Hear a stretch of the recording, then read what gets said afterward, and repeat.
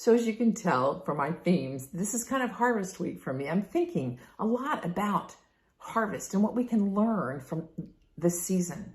You know, harvest is hard work. There's the picking and the pollinating and the planting and the clearing and the trenching and the picking. Getting each task done at the right time to be the most effective for the crop. And, you know, weather can play a big part as well. And that is something that farmers have no control over. We have no control over. I mean, they say that timing is everything, and sometimes it is.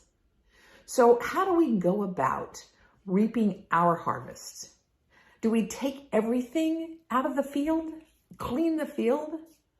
Or do we fill the storehouses a little extra so we have more for the future? Well, maybe not so much. Here, Leviticus 23:22. This is from the Message. When you reap the harvest of your land, don't reap all the way to the corners of your field and gather the gleanings. Leave them for the poor and the foreigners. I am God, your God. New plan. Harvest your field, but don't take it all, not all of it.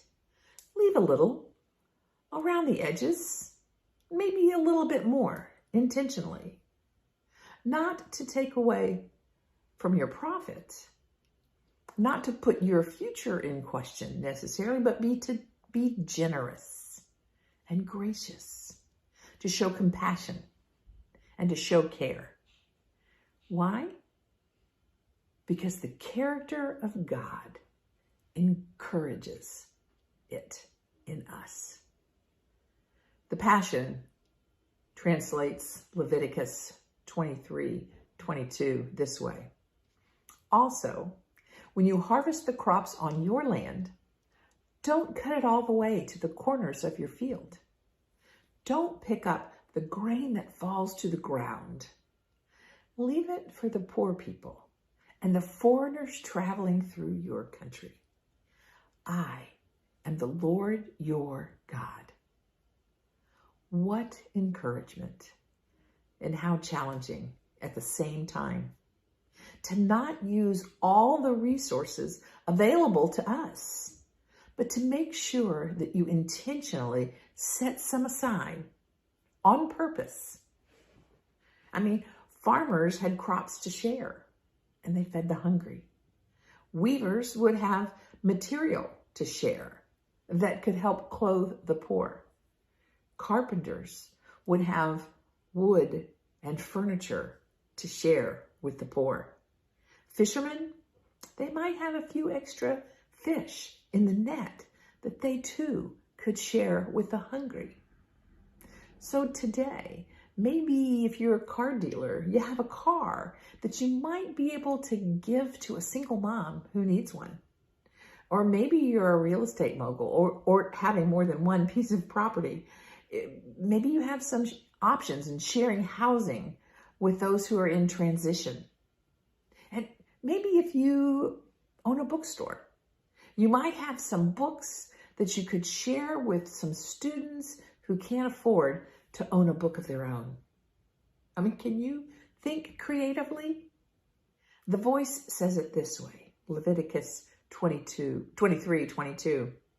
Whenever you harvest the crops in your land, don't harvest all the way to the edges of your field or pick up what was overlooked during the harvest.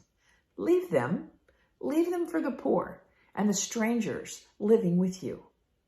I am your God. My creative pondering brought me here to this new kind of thinking. For folks like me, when we're downsizing, I mean, instead of selling and donating for those in needs, or selling and using the monies to support the needs of others, why not just share what you're downsizing with? Wouldn't be costing you any more. It would be your offering graciousness. So what resources do you have that you may have more than enough of, that you might not need to use all of it on you, but you could resource to support those who have less, those who may have come with less or come from less? What kind of harvest can you share with Abba's kids, with your neighbors, with strangers in need? Ponder what your harvest might produce for others. Pray with me. Gracious God, all that we have comes from you, whether it's through harvest, through growing, through nurturing, whatever resources we have, they've come by way of you. And maybe, just maybe, we don't need to use all of our resources on us. Maybe as the farmers were challenged to not glean all the way to the corners, leave a little on the ground so that others might come through the field and find a little leftovers so that the poor might eat. Those foreigners traveling through might have something tasty for them. Now, I'm not a farmer, Lord, but I am downsizing. And maybe the things that I decide I don't need, I can offer to a charity. Or I can sell and give the money to a charity. Maybe a piece of artwork that can be in a charity auction. What resources do I have that I can share with others? Help me to see differently. Help me to be creative. Help me to take on your character and think about the poor and the foreigner and the needy. Man, not just think about me. It's in Jesus, I pray. Amen. Kathy, help us to practice again some disciplines of breathing. And maybe in that time as we breathe, we might ponder what it is that God has resourced us with that we can resource others with. Thanks, my friend.